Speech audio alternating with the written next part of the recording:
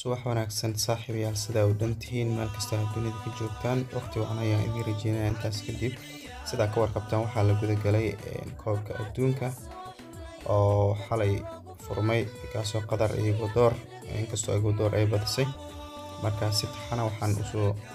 usoo dhigi doonaa shaxa waxaan ku raadaa koobka adduunka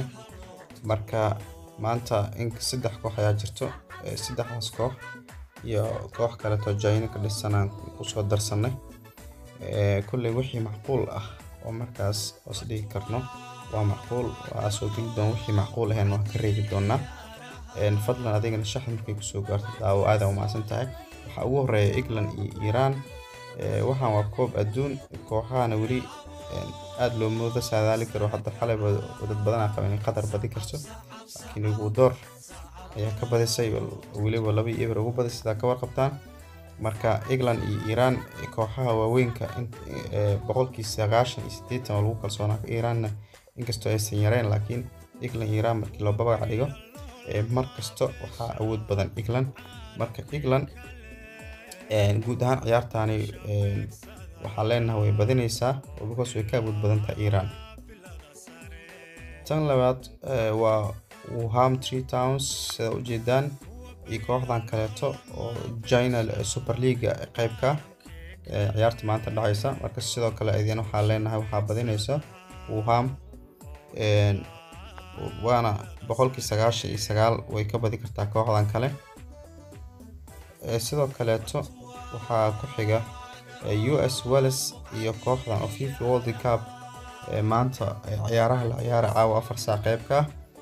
marka labadan kooxood horta waxay u badan tahay inay galaan barbardhac oo hal iyo hal ah oo US ayana waa la arkay Walesna waa la arkay marka waxay u badan tahay boqolkii 90 inay galaan barbardhac marka laakiin annaga waxaa leenahay guud ahaanba Wales iyo waxba qof badina ma dhahayno waxaa leenahay hal gool over 1 goal ayaa imaanayo hal gool iyo wax ka badan ayaa imaanayo leenahay labada dhinacba waxa kaleeto oo ku soo xiga ciyaarta Senegal iyo Netherlands waxaa badinaysa Netherlands sida saadaasha boqolkiiba 99 oo dadka qubarada ay aad ugu faaleedo ciyaaraha ay qabaan in Senegal laga badi karo halka nin ay ku tashanayaan xitaa oo gool dhalinta iyo dhanka u qaabilsanay Maxasidu Mane inuu isaga ka sii dhaawacan yahay marka waxaa la leeyahay Netherlands iyo Senegal waxa badi karto Senegal ayaan iraahday Netherlands marka shaxda guud ahaan maanta waa bilow inta sayaan ku soo afmeerna shaxana si maalinle ayaan u soo dhigi doonaa iyo wixii kale oo caalamka markaas isdhihi karno way badinaysaa marka isla socod wanaagsan aad baad maasantiin